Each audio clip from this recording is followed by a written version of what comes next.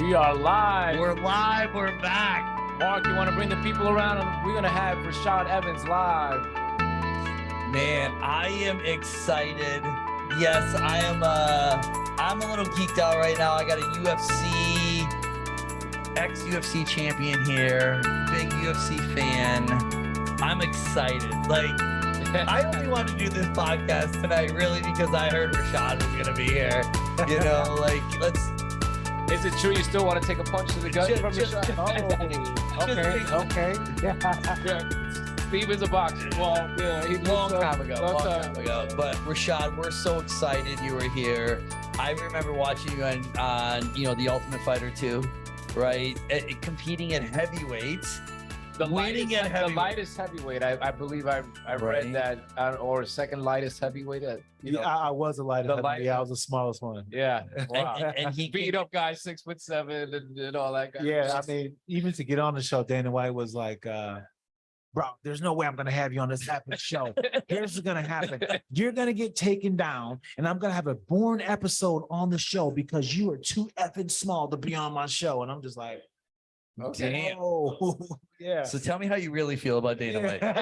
Dana's cool, man. Yeah. Dana's cool. Dana's That's cool. awesome. I can honestly say that one thing I always like about Dana is that you always know where you stand with us. Yeah, he's awesome. not gonna pretend, and that's one thing that's I find very important in the entertainment industry. Yeah. Is the fact that That's true. you got a lot of people, and I'm sure you guys know, say one thing and yeah. then Well, say the another. show is called Weeding Through the BS. That's the name of Oh, this well, podcast. yeah, Go ahead. exactly. So Give you it to already us. know. Yeah. But he's cool, because he'll let you know how he feels, and it doesn't, he's not going to sugarcoat it. So to water it down. Yeah. yeah, So you know so what you. Yeah. you know He's what not you're going to dealing with. sugarcoat it for sugar. You ain't gonna sugarcoat sugar. There we go. So tell me, we're going to go back to that, right? We're going to talk about tonight and everything that you're doing here, but I got you here. So I got a couple minutes just to ask you some questions. Ask me whatever you want to ask. How did you go from Michigan State NCAA wrestler to Ultimate Fighter? It started when I just graduated from college, and I was working in a bar. Okay. And I was a security guard, and a fight broke out, and I'm breaking up the fight. And then afterwards, I hear this patron say, "Oh man, he had him in a rear naked choke." Now back then, like MMA at the time was called NHB, no holds barred, Yep. was kind of like on its hiatus where you only can catch it on the underground circuit. So when I heard him use that terminology, I'm like, "Yo, he know what's up." So I asked the guy, like, "What do you know about a rear naked choke?" And then he said, "Oh, well, I do jujitsu. I do jujitsu and I do MMA or NHB in Lansing, Michigan. You should come and join. Oh, you should come wow. and try." So I was like, "All right." So the following Monday, I went and trained with him, and it was, Were you already jiu-jitsu? Like you had no, your belts? I and never stuff? did jujitsu Oh, no, before, yeah. and I was just a straight wrestler right out of college. Okay, yeah. And this guy named Chris Brown, he, not the singer Chris Brown. I didn't think so. Yeah. But he just brought me in, That's what it and was, it was at the time, it was like a small group of us. It was like only 9 of us, so it was like a real life fight club. These guys were like, Wow. they were firefighters. One was a doctor, one was a lawyer. It was like the village people. That's funny. Yeah. So you went in, right? You're a bar, right? Wrestler, bar. Next thing you know, you're fighting. And then how did the Ultimate Fighter come about? So I started fighting on these smaller shows, these smokers, whereas like in the Because bingo at that hall- time, you didn't. I mean, UFC was really still. yeah, UFC was kind of only in Vegas at the time, Right, and yeah. they weren't sanctioned anywhere else. So only place you can fight was Those in Vegas, Uh-huh. or it would be in smokers or on Indian reservations. And a lot of times the smokers were on Indian reservations, Wow. but every once in a while, So people that don't know, what year was that? this was early 2000s. Also, yeah, early 2000. I boxed in high school. And that was like 94. Okay. And like it was Indian reservations. We boxed. I'm from small town Wisconsin, so I boxed on a lot of Indian reservations. Okay, so you I already know understand what it. is. Yeah. So yeah, we're That's because gambling is legal there. exactly. So we're fighting on these Indian reservations, and back then it wasn't even like you weren't fighting one person a night. you joined like you were was- fighting in tournaments. Wow. So I was fighting, 2 to 3 guys a night. And Man. after a while they had the Ultimate Fighter show the first season, Yeah. and they inducted my trainer, or one of the guys I trained with, Dan Severin, the legend Dan Yep, Severin. Sure. He Yeah, was that's out right. on the cold water to train out with him in Michigan. And he said, the UFC said that they're doing a show called The Ultimate Fighter. I don't know if you ever heard of it, but they said if I have somebody I can recommend, then they'll give a second look at him. And I'm like, all right, cool. So I put together a videotape and I auditioned and I got in. Right. Diego Sanchez was on that one too, wasn't he? He was on the first season. He was on the first The season. first Why did season, why did I think he was the second? Because it was Griffin and Bonner was on the Bonner. first. So, Yeah, so by one the of the time you first. had that break, how long had you been? in the Before I had game? my break, maybe 2 years. 2 years? Yeah, 2 years. Great, man. I Yeah, mean, 2 that- years. yeah. I was. Yeah, so I graduated Michigan State in 2003. Yeah. And then I got my break in the UFC in 2005. Yeah. Big Ten, right? Big Ten. The Yeah. Big Ten. Yeah. Not The not Big not Ten. not Miami. No. So you got a break about 2 years. You got it, and then you Made the most of it. That's Yeah. for sure. Yeah, I mean, I won the show. I was the Yeah. smallest guy on the show. Yeah. And they Um, gave you the contract for the UFC because Yep. of that. Yeah. I yeah. fought the most in the house.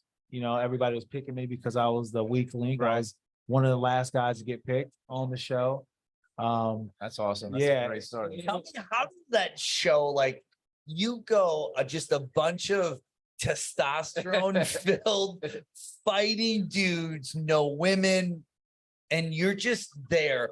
And then they put a lot of booze in front of you. Yep, the booze. See, here's the thing about it. You have like this list, right? You can put anything that you want on the list. Okay. But what came the fastest when you put alcohol, but Oh, they yeah. put everything on there. But so we're just like, you put whatever you want, whatever food you wanted to eat, you put it on the list. Yeah. And we were heavyweight, so we didn't have to watch what we ate. So That's true. we ate like kings and we drank like fishes. Yeah. I mean, it's just Beast combination. you just got like I think about that, right? Like 6-8 weeks away, you can't talk to anybody. You just got these, Yeah. you're just in a testosterone filled. And the thing about it is you're breaking bread, you're sleeping next to, you're getting close, you're confiding into But you. these guys that eventually you're gonna have to beat them. Yeah. Yeah. To beat these guys up. And it's Yeah. weird because like in life, when you're outside and you're not, you have your coping mechanism that you can deal with your family or whoever you confide in. Yeah. But when you're on the show, you had none of that. So you ended up confiding and growing close to these guys that you're gonna have to fight. So that made that really difficult. Yeah. It made that aspect of it really difficult. But Yeah, it's true because you get a relationship, right? Yeah. And then all of a sudden you have to do what you have to do in the ring. You or have in to the fight oct- 'em. in the octagon. Do you ever talk to anybody from the show anymore? I talked to a few of them. Yeah, Yeah. I'm still cool with a few of them. I mean, it was such an experience where it's like,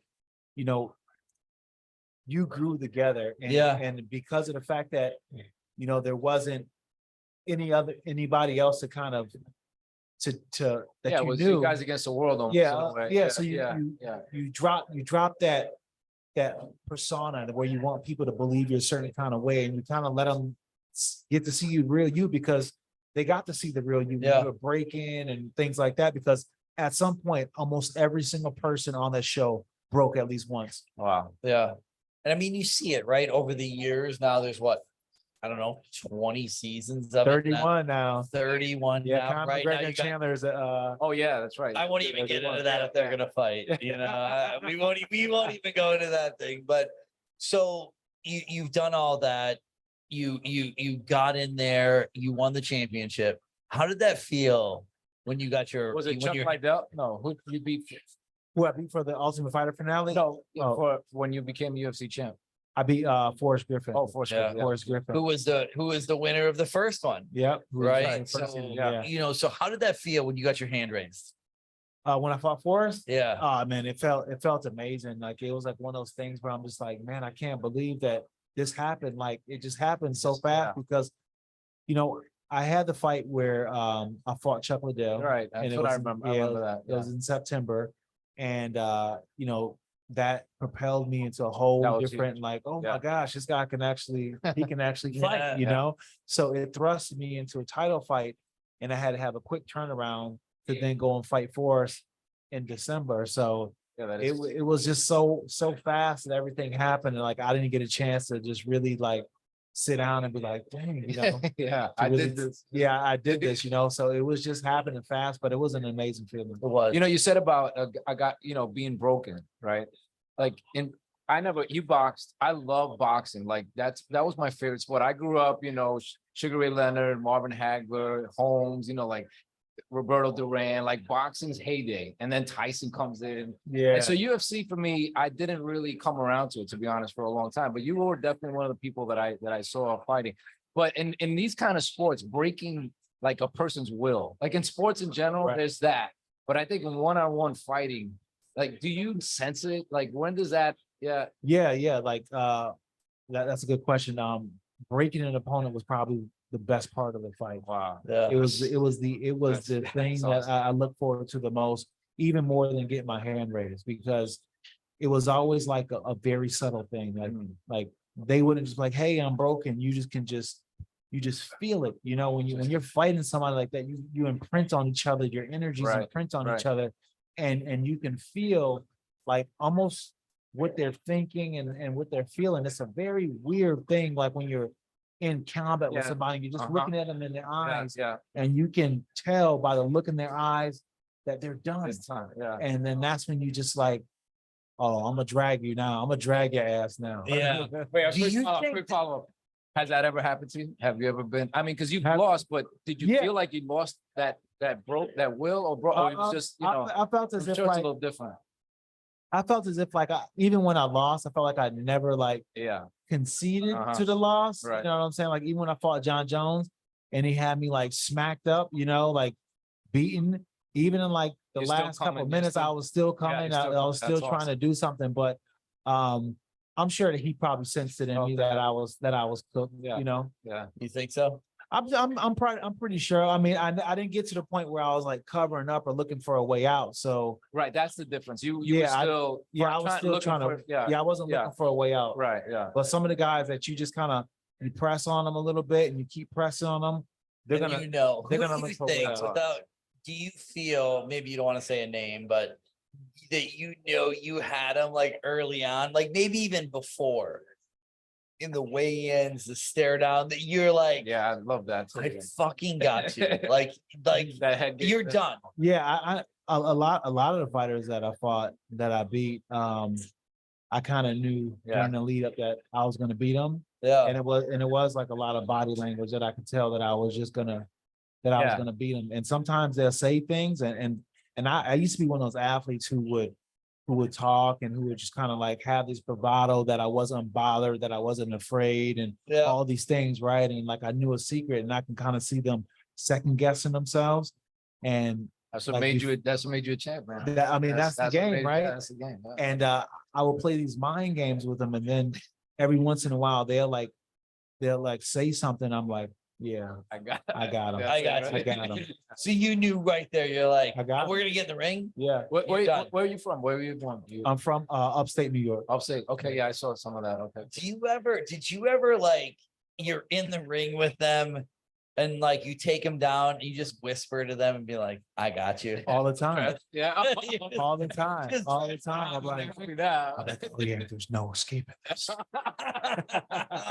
Like, shh, just let it. That That's to awesome. me is the best thing, right? We can end this right here. So Rashad, we appreciate you, right? Like I said, I wanted to talk a little bit about that just because, Yeah, I've we're both watched big you, fans. Yeah, I mean, right? definitely, that's- I've watched it coming up, but and I got my kids in jujitsu. I Awesome. love it. Like, That's the I best just gift think- you can give your kids. Being able to know how to handle themselves yeah. is something that Yeah. is like one of the best things you can do for your kids. So like I boxed in high school, right? I boxed in the military, but most fights, where do they end up? On the ground, On all the the ground. time. Right? So what do you need to be able to do is you need to be able to do this. Like I wrestled my senior in high school just to get ready for boxing, Okay, right? Because I yeah. want, where do you have the best cardio? Wrestling, in the wrestling room. That room was amazing. But I said to my kids, and my wife was like, hey, what do you want to do with the kids? And I'm like, I don't want them to box because there's a little bit more about concussions now and they're young, but I'm like, jujitsu is the way to go because if something happens, it's going to the ground. Yeah, all Right. yep. You want to be able to do that, but it's discipline. I think kids need that discipline young. Yeah, there's no and more work it's- or it's discipline there. than fight. But know, you built an amazing thing. Yeah. So tell us a little bit about now kind of why we're here tonight. Yeah. You know, you've done a little bit with Mark and American Academy. Like, how are you kind of involved with that? Well, I started working with Mark during the COVID era, Okay. you know, during that whole time. I was with another non-for-profit called Always Progress. And you know, we were going That's to cool. the schools, doing like renovating gyms, and we were mostly focused on kids from the age 15 to the early 20s in that Okay. transitional Uh-huh. time of their lives. And you know, we'll send them on like business fairs and do things like That's that. awesome. And That's awesome. you know, just Yeah. kind of really helping them just become accountable adults. Yeah. And you know, when COVID hit, everything slowed down. We weren't able to go into schools and talk to the kids no Right. more and things like that. So me still wanting to be a part of everything, Mark was like, you know, I'm doing fishing trips and stuff like that. So like I would love to be a part of that because for me, working with children is it means a lot to me because I was one of them. I was one of these kids who just, you know, could have went down the wrong path. Yeah. You know, and it was because I had great people like Mark and great Mhm. mentors along the way to kind of help me. Mentors. develop, How many yeah. times we talk about mentors? All the time. Yeah. It meant everything. It Yeah, really wow. meant everything because, you know, no matter how far I was going off on trying to be a little badass, Yeah. these men will always reel me in, and they'll reel me in on the accountability and really make me just, you know, want something different for myself. Right. And I had a wrestling coach who I tried to quit many times. Like I wasn't even supposed to be a wrestler. Like I was good at wrestling. Like, And I was just like a natural good wrestler because I wrestled my whole life. My older brother, 2 years older than me, Lance, used Yeah. to beat the hell out of me. So Thank you, Lance. I got, yeah, thank you, You Lance. created a champ. Exactly. So Yeah. Lance got me real tough and just, you know, wrestling. So I was a natural at it, but I didn't really like it. It was like really hard before we even got a chance to wrestle. We had to run around for like an hour and a My half son on the did school. wrestling here at the local high school. So yeah, I got to see some of that because I played basketball, but when I saw him doing that, I was like, wow, yeah. It's hard that nose, conditioning man. that- Yeah. Yeah. It's hard no. So we would do that. And I would train, and these guys got me to the point where I was like ready for the next level because I started to want to be, Yeah. you know, I started to want to not, I didn't want to let them down. Yeah, exactly. They were talking like, you know, faith into you, right? Like they were showing your Speaking potential. life Things. into me. Exactly. They Yeah. were speaking life Yeah. into me. That's all. Yeah. And the wrestling room might be the hardest room. Yeah. Like the wrestling room it was much to me, the wrestling room was more difficult than my boxing. Oh, yeah. And I just don't like the cauliflower ears and wrestling. It's funny, you're wearing a Roy Jones Jr. shirt. Oh, I man, gotta Roy tell the Jones. story. Just so when I boxed, I went out to Vegas after I got out of the army, and I was like, oh, I want to be a pro. But I always wanted one pro fight. So the trainer that I had out there, terrible person, right? A lot of them are. But he put me in the ring with this guy, and this guy was 230, 240, huge dude. He was a bouncer at one of the strip clubs. And I was like 165. But does that mean like, oh, I got faster hands than this guy? Because I really did have fast hands back then. And I'm like, I'll be able to take this guy. This guy fought me Roy Jones style. He had his hands down right down there. And I go in to throw a punch.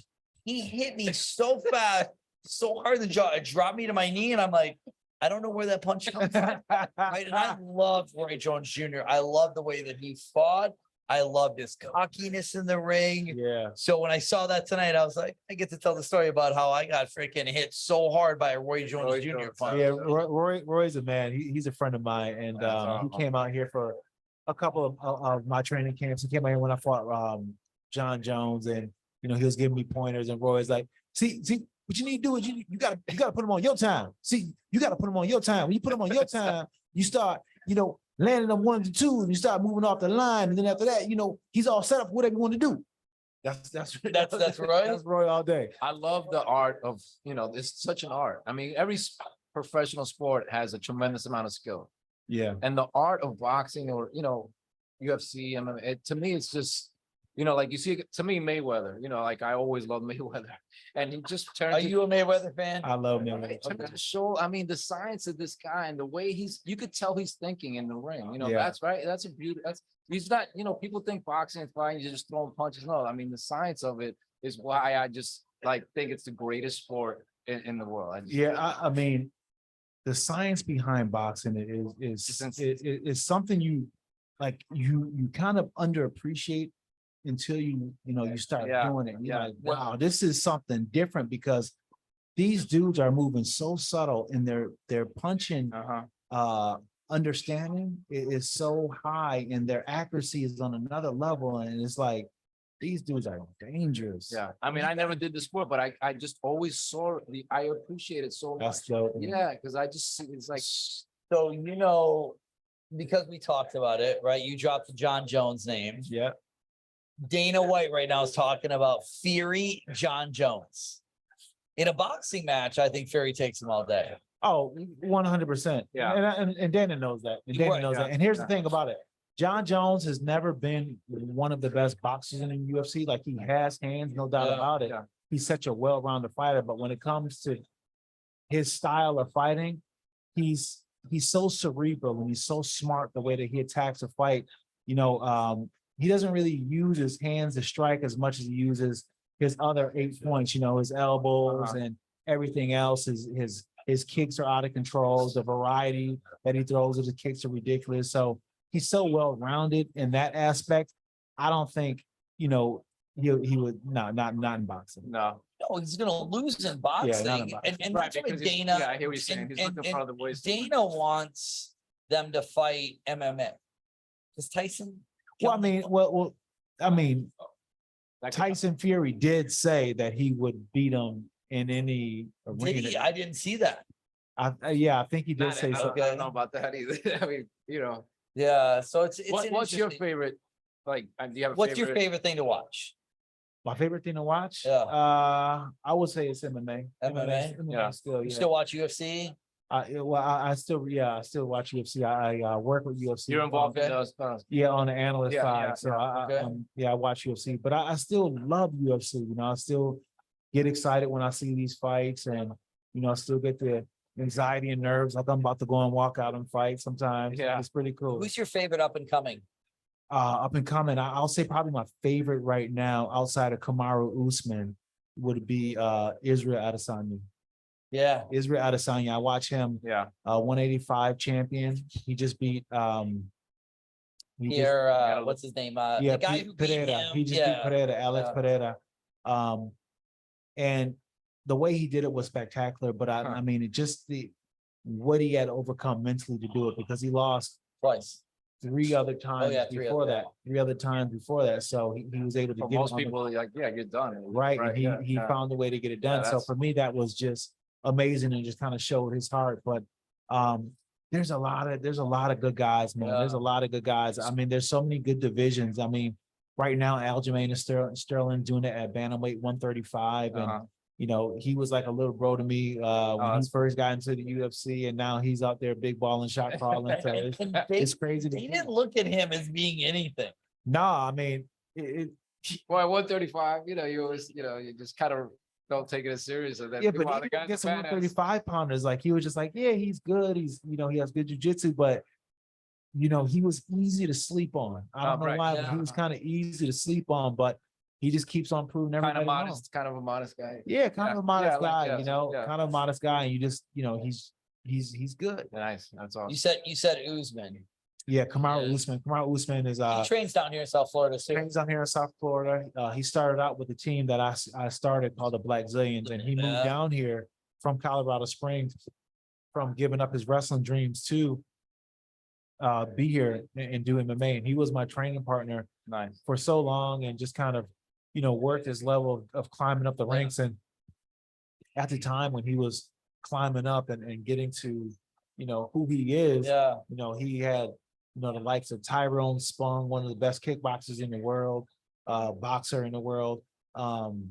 Alistair Overeem, Anthony Johnson, the late great Anthony Johnson, Yeah. Michael Johnson, Vitor Belfort. He was around all these like great athletes, and he's got a chance to really learn like what it means to be champion on the next That's level. important. I mean, like, Yeah, that was It- back it's when the everything. Black Surrounding- Zillions was in Boca. Yep, back They in trained Boca. right on Federal Highway, right Yeah. back in there. Yeah. Yeah, yeah. So I have a question, and I don't remember the name of this place, so I'm hoping maybe you do. Okay. There was a jujitsu place in West Boca, and Usman would come in and coach them once in a while. I don't know if it's still there, but Yeah. it was a small little jujitsu place. I remember being there training, and I remember them bringing Usman in. And Yeah. I didn't think about it because they were like, oh, he's the wrestling coach at the Black Zillions. And I didn't think about it at the time of where it was. And then later on, when he won, I was like, I remember him coming in one night to the gym. Yeah, I think that might have been George Santiago's gym, jiu-jitsu gym. I don't remember Yeah. where it was at. It was in West Boca. It was like a little past Lions. There was a little shopping center in there, but I remember. Oh, yeah, coming yeah. in. That was oh yeah, yeah. That was I know what you're talking about. I know the gym you're talking But about. and It's the a reason good- I remember that so much is because I came home, not because of Usman, but I came home and I have two terrible shoulders, right? And I would come home from training and I would just complain. And my now wife, we were dating, and she's like, "You're fucking done. Like, you come home, you Why complain you do it? so much. Like you got these Cry. dudes that are 150 pounds, I'm 200 pounds of that. They're just twisting you up, and like you're in pain. Like you can't like do anything for weeks afterwards. Like you got to be done. And that's when I said, okay, I'm done with jujitsu. I'm done with that. I got to take some time off. And but I remember I was just getting my ass kicked by Never these got young back. little kids. What's Rashad working on now, or what kind of plans, Yeah. or you know? Man, I got a lot of things projects? going on. Well, I have this mushroom company, not Oh, I not the kind that get Uh-huh. you silly. Yeah. Okay. I mean, I like those too, but those are not the Okay. kind that we have functional mushrooms, which is I love lion's that. mane, Yeah. cordyceps. Yeah, I do turkey like mushroom tail, coffee and reishi. things like that. Yeah. Yeah, so we have this mushroom company called Umbo. You can go to getumbo.com and check us out. We have Is it a powder, a pill, or what is it? well, we have a couple different modalities. One, we have a bar that's like a really like Oh, one of cool. the best tasting bars you ever have. Okay.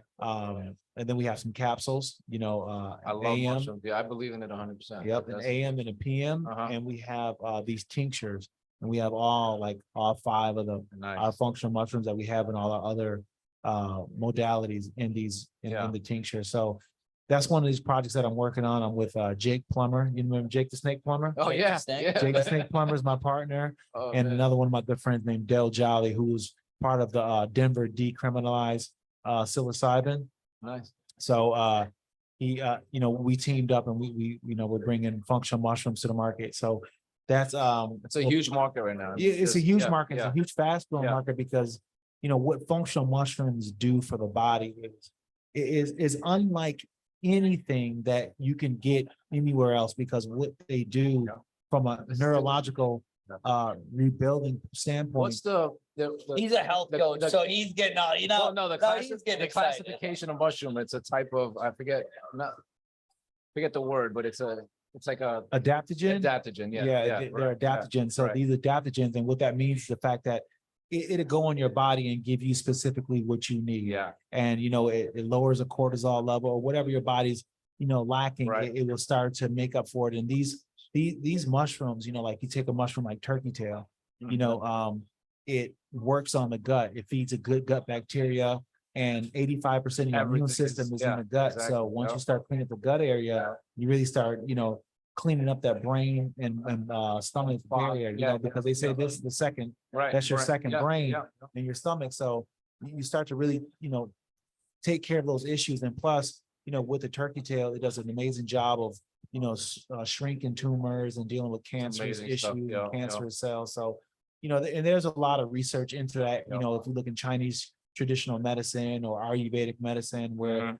they've studied it for thousands of years, but here in allopathic medicine Right. land, Yep. we're you know, late to the party and really not interested in going down that Not path interested, it's not because even late, it's just, we Yeah. know it's business, right? And Right. that doesn't do well for pharmaceuticals. no, because it is they can't patent it, right? Right, And I feel exactly. like that's the Yeah. thing that really stops us from getting the best help Exactly. is just because Yeah. they can't patent it. Yeah, But I mean, and doctors don't really know to kind of not, to tell people about it, right? 'Cause no, they don't. You yeah, know, they don't. here's to some doctors' credit though. I've seen and I've had a bunch of people who were on cancer, on chemo. Uh-huh, They've, had doctors tell them that they should get some turkey tail because one thing that the chemo does, it destroys your Everything, yeah, gut yeah, bacteria. So they would say, get on some turkey tail. It can help with I the gotta check cancer that out too, cells and yeah, also yeah. can help with just, your body and your stomach, the good bacteria. yeah. Yeah, I mean, there's doctors that are a little more well-rounded and holistic, and like you said, that Yeah. kind of, not just medicine, but Right. that's awesome. Well, thank you. I mean, I love all that. No That's problem, man. yeah. I mean, I feel like that's what, So go Hongo, go Hongo, get Umbo and the Umbo, UMBO. UMBO. Yeah, okay. UMBO and Umbo is just, We'll tag it another, yeah. Yeah. So, getumbo.com, sign up for our newsletter and find out, what we're up to and get, special deals and things like that we have promotionally speaking. are you based in South Florida too, the company? No, the company's based in Colorado. Oh, okay, Yeah, so we're out in Colorado. nice. A little more, Colorado's a little more, Granola, yes. say that, right? Yeah, it's perfect for it's weird is because on the West Coast, they have more of an understanding when More it comes to open these yeah. these kind of Yeah. medicines Right. versus on the East Coast is more of a like, it's more of not a harder sell, but it's just more of an educational process. Yeah, And that's fine because it's like, forget about it. We ain't yeah, doing- forget about it. We don't want nothing to do with it. Those Jersey people, right? Nice, get Umbo. All right, I'm in, man, because I've been doing some of the mushroom coffee and stuff like that, and just- Yeah. I eat a ton of mushrooms too. But That's I great, never man. heard of turkey mushrooms, so yeah. Yeah, the turkey tail is very important, man. Turkey I tail. mean, Cool. the lion's mane as Yeah, well lion's too mane, is yeah, really yeah, good yeah. because it actually has nerve growth factors in it, That's so what I it saw. causes your body to recreate these Regenerate, nerve cells and yeah. regenerate these damaged nerves. And what we call old age is nothing more than neuropathy. That's right. As we exactly. get Your older, cells die, yeah, They die Yeah. and we lose function because of the fact that Yeah. we lose the connect. and they stay in the the body. and they connectivity. bar- Yeah. So when you start to change the body from a neurological standpoint, you're really kind of rewinding back the clock on the years that you have on your life. So That's- mushrooms. Yeah, man. The That's it. adaptogens, I mean, there's Anything else, Rashad? Anything else you want to Yeah, talk about? I got the work with the UFC, doing an analyst gig. I also work with. Who's your favorite other analyst that you work with? Who's my favorite analyst? That Oh you, man, that you have to work with? I have so many that I mean, I There's pretty some much good like ones. everybody that I like, but that's a good thing. Yeah. Dean Thomas is a good guy that Yeah. I like I like to work with. What's Bisbing like to work with? Bisbing is amazing. Yeah. Bisbing's amazing. Yeah, Okay. Bisbing's cool. I'm lucky because of the fact that I work with such good people. Yeah. These people are so cool. Like Yeah. we hang out after we get done doing the shows, and It's You a know, trade that it's always yeah. all love. You know what I'm Yeah. saying? Like Yeah. we're happy for each other when we start doing things and accomplishing things. So You it's a all really went good group through. of people. You all went through it, right? You Yeah, went we through all the went through same it. things. So You yeah, stepped in a cage, and now you're here, and you're just like, man, now we're not stepping in the cage, but we get to talk about it. Yeah. And that's the best part. Like, you get to stay, you get to watch because listen, I love the fight, but I mean, there was always that moment when I'm walking through the tunnel and it's just the lights hit me. And before the lights hit me and I had to walk, I'm looking at the people around me and they're drinking their alcohol and they're like, Yeah. and I'm just like, damn, I wish I could be that guy right there. I wish I could be that guy right there. You know what I'm saying? Because Yeah. I'm watching these guys, and People as I'm don't- watching them, Yep. I'm just like, what am I doing? And then the music hits, and then the lights come on, And and boom. then it's showtime. Yeah. And then I just smile and be like, hey, this is what I'm here for. You just got that, like that. Yeah, I gotta pumped give you up props for that. song, That's chills right you there. know, That's- Yeah, I pumped mean, up song. Yeah, making that walk was probably one of the hardest things to do because all alone, gladiator style, right? I'm telling you, when Yeah. you're making that walk, you're all alone, but you're really coming and you're really making peace Yeah. with whatever happens in the cage, and you're making your peace as you make that walk. And you're just like, well, Did somebody teach you that mindset, or how? Like, yeah, I would say, because I would think like that's like a coach, like you don't naturally probably think that way. like probably. naturally I had like a good competitive mindset. So I was a good competitor, but it was times where I did allow my mind to take control. Yeah. And that's always something that gave me trouble. And one fight in particular is when I was fighting Chuck Liddell. I tell the story a lot, but when I fought Chuck Liddell, I was so nervous. Like going into the fight, I felt good. That was Like, the biggest name at the leading time. up, yeah, It was leading like up to that- training camp. Training camp, I felt great. And when I told people I would fight Chuck Liddell, they'd be like, "Oh man," they'll make that face like you about to get your ass whooped. But Oh, I'm about shit. to smile and just like, I love you anyway. yeah. Yeah. So I going into that fight, I was kind of nervous, and it didn't really hit me until it was like the weigh-in. And then the weigh-in is really a weird thing because that's the last time you're going to see your opponent before he try to knock you out, right? Yeah. And They're all trying to week, kill you. yeah, exactly. They're trying to kill you. So all week you see your opponent through like all these different events where you guys got to go through together, like the press conference and all these different things, the open workout or whatnot. And you see him in the hotels and stuff, and you kind of get acquainted with him. But then when it's weigh-in day, Yeah. the it's go energy time. just shifts. Yeah. It just shifts. And they're their best and biggest asshole towards you, and you try to be the same towards them, but you try to make your reads along the way. And the read that I got from Chuck Liddell that day was like, "I am gonna kick your head into the stratosphere." And I'm just like, "Oh my gosh, Chuck is gonna kill me tomorrow. He's going to kill me tomorrow." So Damn, how do you overcome that? well, I go back to my room and Wow. I eat with my family, and we always had a routine where we eat and enjoy each other before the fights, and then I'll go home, and then I'm just left in my room for like the next, 20 or so just you and your hours, feelings just and me and my emotions thoughts, and my just feelings, like- So I'm just like, oh my gosh, okay. So my feelings and thoughts started to get a hold of me. I just couldn't get a hold of them. I just couldn't reel it in. And then the nerves overtook me, and I'm like, I hit up Randy Couture. And Randy Couture was a mentor of mine, and I would go and train with him from time to time. And, he would always give me some really good mind wine. Randy was like a very stoic intellect. You know what I'm saying? Randy's the man, Yeah. So I hit up Randy. And I'm like, "Yo, dude, I'm kind of nervous, man. Can I stop by and see you?" He's like, yeah. I'm actually on this floor, and he happened to be like one floor below me. So I go and I see him, and then the minute I walk into his room, I'm just like, he's like, "Hey, buddy, how you doing? Everything's good." I'm just like, "No, man, Wow. he's gonna kill me." And I'm like throwing myself on his bed, like, "Oh my God," like a kid, like throwing a tantrum, just like, "Oh my God, what did I get myself into? This dude's gonna kill me." And he's just watching me, just like, and he just kind of smiling and watching me. And he says, "Hey, you know what the problem is?" And I'm like, "What is the problem?" He says, "You haven't made friends with the worst outcome. Wow. Understand this. No matter what happens tomorrow, no matter what happens, the sun is still going to shine. Your family's still going to love you, and you're going to have another chance to fight. You're going to have another chance to do this. This is not going to be the end. Awesome. You're going to be okay. So make friends with whatever the outcome can be, and you'll be all right." Love that. And then I went out his room, and I'm like, started to feel a little bit better. And then that night I went and I stared in the mirror, and I just kind of was like, yeah.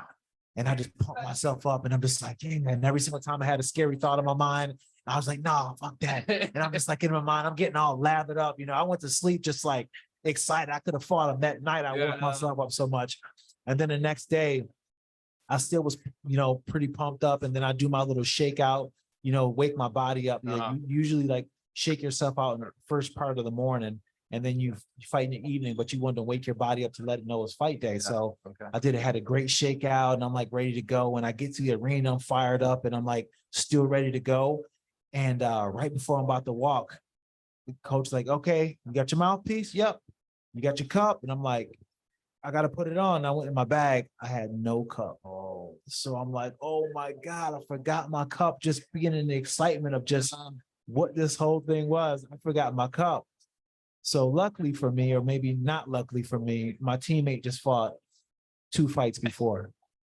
So I took his dirty, wet, soggy, never been washed cup, that's and a just BS put right it there. on like it was mine, man.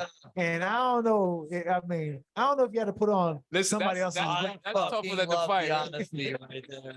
I put on that wet cup like it was mine, and I sweat I'm that joint. old So this shit. I was Yeah. like, yo, I gotta do this. yeah.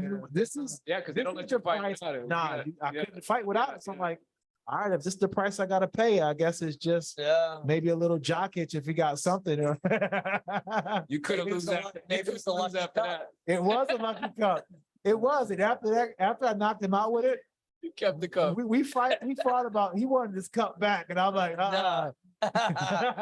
That's on the wall right there. That is on the wall. Oh, amazing. What a story. Thank you for sharing. All right. Well, Rashad, we appreciate you coming out. More importantly, we appreciate what you're doing for Mark and the American Academy. So thanks for coming out. We always ask people if they will sign our Yes. little reading through the BS. Usually this is behind us, Yeah. but we had to put it on the table for today. Just sign it wherever you Yeah. want. all right, let me put Yeah. it. Right, bam, bam. All right, let me put it this way because it's gonna stand up this way, right? Yeah, it's gonna stand up Yeah. this way. So if you want to stand up, make it big. I'll do that. You know. That was better than anything I could have ever I imagined. mean, that was amazing, you know, to have, you know, Ultimate Fighter champion, UFC champion, Hall of Famer. But the best thing out of everything that he said is he's giving back to those people, right? Giving back to Mark, giving back to everybody like that. So, Mark, thank you, or Rashad, thank you so much for being on the show. We appreciate it. And good luck with everything with the mushrooms and everything. All right, take care. Yep, we'll put a link to that and weeding through the BS. Thank you guys.